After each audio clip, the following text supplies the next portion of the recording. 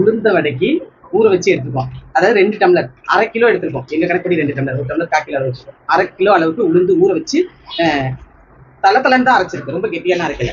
இதுல பாத்தீங்கன்னா இந்த அளவுக்கு ஒரு கைப்பிடி அளவுக்கு கொத்தமல்லியும் கருவேப்பிலையும் நைஸா நறுக்கிருக்கு. 2 பெரிய வெங்காயம். இது கட்டாயம் போடணும்னு அவசியம் இல்லை, போட்டா நல்லா இருக்கும்.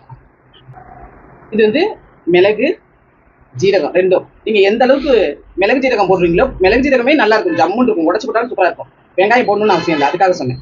மிளகு ரொம்ப நல்லா இருக்கும், போட்டுக்கலாம். 50 அளவுக்கு பச்சரிசி மாவு, உப்பு இதிலே போட்டு அரைச்சிருக்கோம். இதெல்லாம் சேர்த்து ஒன்னா பிணைஞ்சிக்கலாம். இந்த மாதிரி எடுத்து